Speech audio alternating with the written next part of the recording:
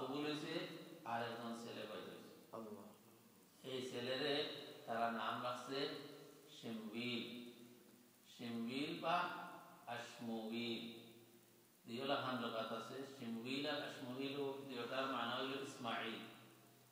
ইসমাইল আলাইহিস সালামের যে নাম ও নাম রাখা হয়েছে। আর ইসমাইলের মানা কিটা যে সামি আল্লাহু দুআই, আল্লাহ আমার দোয়া শুনিলেছেন। ইসমাইলের মানা হইল ইসমা মানে সামিআ, আল্লাহ শুনছেন, আর ইন মানে হইল আল্লাহ, আল্লাহ শুনছেন। অর্থাৎ দোয়া করছিলাম যে কবুল হয়েছে। ও দোয়ার কবুলর মুনাসাবত আর সম্পর্কের কারণে এই বাচ্চার নাম রাখা হয়েছে শিমবিল। এটা ইব্রানি শব্দ, আরবিতে দোয়া, আল্লাহর দোয়া কবুল হয়েছে আল্লাহ। এই বাচ্চার লগে মসজিদে হটাইছে, একটু বড় হইতেও যে মসজিদে একজন বড় নেক মানুষ আছেন, ইমাম সাহেব আছেন, আল্লাহর বুজুর্গ হল আছেন, তাদের দিন শিখাইবা আর এই জাতীয় ভবিষ্যতে নবী হই, এই আশায় তারা এখানে বেবি সময় থেকে তাদের লালন পালন করতে আছে। আল্লাহর মেহরবানি হয়েছে শেষ পর্যন্ত এই নবী হয়েছে। নবী কিলা হয়েছেন এই ঘটনা আছে তাফসীরের কিতাবও। একদিন ঘুমাই দিয়েছেন মসজিদ, হঠাৎ করে একা নীরব মসজিদের দরজার মধ্যে ইয়া খুব বড় আওয়াজে একজন বুড়া মানুষের আওয়াজুল্লাহ খান চিৎকার দিচ্ছেন। আর তাই হাফিয়া ঘুমতে করছেন, উঠিয়া ডরাই গেছেন যে আমার মারতে হয়েছে নাকি তাকে। তারপরে জিজ্ঞাসেন খেয়ে আইসো, আমার ডাকা হয়নি? তো হিন জবাব দিয়েছেন হ্যাঁ তোমারই ডাকাম। তো আবার আবার ঘুমাইছেন, আবার ডাক পালা 2-3 বার দেখা যায় তাদের সজাগ করা হয়েছে। এরপরে জিজ্ঞাসা করেন যে আমি তো ভয় পাইতে আছি, আমার এখানে এরকম ডাকো। বললে আমি এসে আল্লাহর পক্ষ থেকে, আমি জিব্রাইল, তুমি এই কওমের নবী, আর তোমার কাছে আল্লাহ তাআলা এই হিদায়াত পাঠাইছেন হইয়া ও তার নবুয়ত শুরু হয়। তো ও যে শিমবিল আলাইহিস সালাম তাই নিলা বনি ইসরাইলের নবী, কিন্তু তারা বড় দুর্দিন, বড় বিপদ সময়ের নবী। সেই নবীর আমলে আমালাকা কৌমে তারে মারিয়া খাটিয়া গড় বাড়িতে গুছিয়ে ধরিয়া পালাইছে অনেক দূরে। এই অবস্থার উপরে তারা দিনাতিপাত করতে আসেন। তখন তারা নবীরে তারা কইল, এই শিমবিল আলাইহিস সালাম রে বনি ইসরাইলে কইল যে আপনি আল্লাহর কাছে দোয়া করুকা, আমরা তো এরা মারিয়া রাখেন না, কত মারে খাইতে আসি আর কত বিক্রি খাইতে আসি বাজারও। আল্লাহ যদি আমরা এখন বাদশাহ দিই, তো সেই বাদশার অধীনে আমরা জিহাদ করবো, হরিয়ারারে পরাস্ত করি আমরা দুনিয়া যাবা, ইজ্জতের জিন্দগি আমরা কামাই করব। তখন হযরত শিমবিল আলাইহিস সালামে তারা জিজ্ঞাসা করে যে তোমরা যে বীরু জাতি, যেরকম ভাবে তোমরা ডরাও আর মানুষেরা তো লাঞ্ছিত হইছো, আল্লাহ যদি জিহাদের হুকুম দেয় যে তোমরা বাগবাইনি না জিহাদ করবা, তারা হয় আমরা বাগমুখে না, আমরা ঘর বাড়ি থেকে উচ্ছেদ করা হয়েছে, আমরা কত মারা হয়েছে, কত কাটা হয়েছে, আমরা জিহাদ করবো আল্লাহর হুকুম আইলে, আপনি আমরা লাগে বাদশাহ এখন ঠিক করিয়া দেখুন। জিহাদ করতে হইলে বাদশাহ এখন লা জিহাদা ইল্লা বিল আমির, হাদিসে আছে আমির ছাড়া জিহাদ হয় না। জিহাদ করতে হইলে আগে ইসলামী রাষ্ট্রটা করতে হবে, ইসলামী রাষ্ট্রের ওখান রাষ্ট্রপ্রধান মানে দিব, তাই হুকুম দিবাতে জিহাদ দিব। আর এমনি দুজনে 5 জনে জার্জিক মানে জিহাদ হয়। ওই আয়াতটা কি বোঝা যায়, ওই হাদিসটা কি বোঝা যায়? তো হযরত শিমবিল আলাইহিস সালাম এখন যে আমি যে আল্লাহর কাছে দোয়া করতাম, বাদশাহ আল্লাহ দিতা, বাদশাহর হুকুম মানবাইনি না বাগবা, তারা কইছে এখানে মানতাম না। ছেলে সন্তান আমার পালাই যাইছে, বাড়ি ঘর পালাইয়া আমরা বহিষ্কার করা হয়েছে, আপনি আল্লাহর কাছে দোয়া করুকা। তখন তাই দোয়া করলা, আল্লাহ তাআলা বাদশাহ আগুন দিলা আর জিহাদের হুকুম দিলা, তখন তারা জিহাদ করিয়া পাকছে।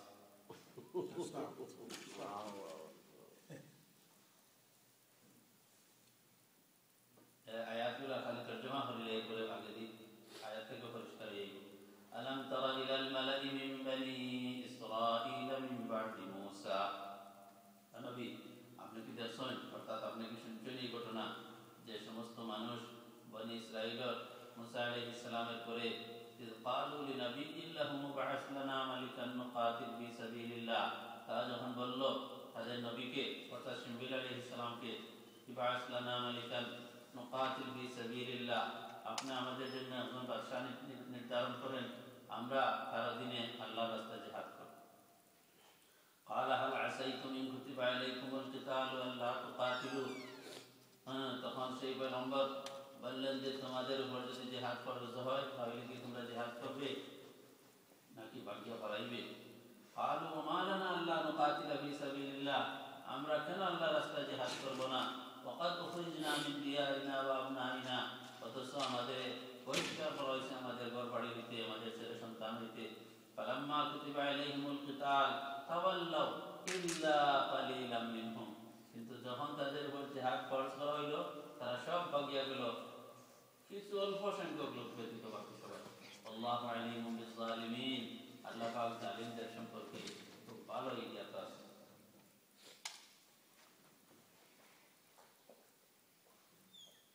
এরপরের আয়াতের মধ্যে আল্লাহ সুবহানাহু ওয়া তাআলা বাদশার নাম বলতে আছে, যারে আল্লাহ বাদশা সাব্যস্ত করছিল তার নাম হলো তালুত, তালুত আলাইহিস সালাম, আর সঙ্গী নবী হইলেন শিমুইল আলাইহিস সালাম।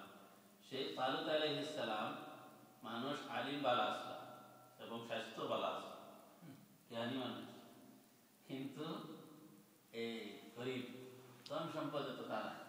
তাদের মধ্যে তালুত আলাইহিস সালামের চেয়ে অনেক ধনী, অনেক বড় বড় মালদার পয়সাওয়ালা লোক আছে। তখন যখন আল্লাহ তাআলা তালুতের বাদশা সাব্যস্ত করলা, শিমুইল আলাইহিস সালামে কইলা যে তোমরা বাদশা পাইছো, সেই বাদশা হইল তালুত। তারা হয় তালুতের কিরকম আমরা মানুষ, গরিব মানুষ, তার তো এরকম মালও নাই অলাদও নাই, আমরা লাহান যে কি বাদশা হয়ে গেল নি, আমরা বাদশা হইতে পারি, আমরা যারা ধনী আছে আমরা সব নাম হইলে ঠিক আছে, তার তো পয়সা করি নাই। তখন আল্লাহ তাআলা এখন আল্লাহর পয়গম্বরে কইন যে ইন্নাল্লাহ আসতাফাহু আলাইকুম, আল্লাহ চয়েস করছেন তোমাদের। এটা সিলেকশন হয়েছে, এটা ইলেকশন না। ইলেকশন হয় বাদশা বানাইতে কত কোটি কোটি টাকা খরচ হয়, তারপরে যোগ্য মানুষ যায় কিনা যায়, আরো কত দুর্নীতি হয়। এটা আল্লাহর চয়েস, ইন্নাল্লাহ আসতাফাহু আলাইকুম, তালুতরে তোমাদের উপর বাদশা আমি বানাইছি না, নবী বানাইলেও তো মানা উচিত, সরাসরি আল্লাহর চয়েস। আর তার বাদশাহী, তার রাষ্ট্র পরিচালনার যোগ্যতা এবং গুণ সম্পর্কে যে কয়েকটা জিনিস আল্লাহ নিজে বাতাইতে আছে, ওয়াজাদাহু বাসতান ফিল ইলমি ওয়াল জিসমি, রাষ্ট্র পরিচালনার লাগি জ্ঞানের দরকার, অভিজ্ঞতার দরকার, শরীর স্বাস্থ্য ভালো হওয়ার দরকার, এইগুলো তার আছে। বিশেষ করে তিনটা গুণ, একটা হইল আকল, আরেকটা হইল ইলম, আরেকটা হইল সিহহত। এই তিনটা হইল বুনিয়াদি। এই তিনটার একটা যদি না থাকে এই রাষ্ট্রপ্রধান হইয়া কোনো লাভ নেই।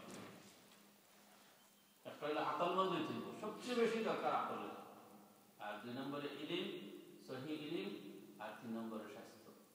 স্বাস্থ্যগত দুর্বল যদি মানুষ রাষ্ট্রপ্রধান হয়, তারা কত ঠকানি ঠকাই কথা হামলা, আর দেশের ভিতরে আর বাইরে থেকে হামলার ভিতরে খাই নেই। এইগুলা দুর্বলতা তার মধ্যে নাই, সে আলিম মানুষ, সে তার স্বাস্থ্য ভালো এবং সে আকলমন্দ। আল্লাহু ইউতি মুলকাহু মান ইয়াশা, এছাড়া আল্লাহ তাআলা তার রাজত্ব যারে দিব সেটা আল্লাহই ভালো জানে, তোমাদের পছন্দ অপছন্দ কোনো কিছু যায় আসে না। আল্লাহু ইউতি মুলকাহু মান ইয়াশা আল্লাহু ওয়াসিউন আলীম, আল্লাহ পাক হইল কুশাদা ইলমের মালিক, আল্লাহর ইলম কত প্রশস্ত। তখন তারা ইতস্তত পড়ে গেল যে আল্লাহ যখন বাছাই করতে হয়, আর আল্লাহ নবী হইতে আছেন, যে না মানিয়া তো হইতো নাই, কিন্তু আমরা দিলে তো পুরা কবুল করে না। তার যদি কোনো ধরনের কোনো কারামতি আমরা দেখতাম, মানুষটা তো আলিম বালা ঠিকও আছে, তাহলে কিছু আমরা ঠিক হইলেও নেই। আল্লাহ তাআলা এখন তোমরা আর্য আমি পুরা করিয়া, আমি তার এমন কেরামতি দেখাইমু যেটা দেখিয়া তোমার তান দিল রেডি হয়ে যাব তার মানবার লাগে। সেই কেরামতিটা কি?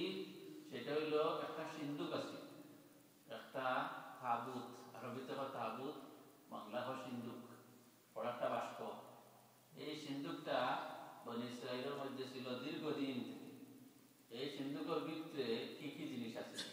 বরকতের জিনিস। ইসরায়েলের মানুষের বরকত স্বীকার করে না, তাবাররুকাত এবং ফজিলত, এই সমস্ত তারা ইসলাম আছে বলে মানতে রাজি না। ও কোরআনের মাঝে চাইয়া দেখো যে বরকত কি জিনিস।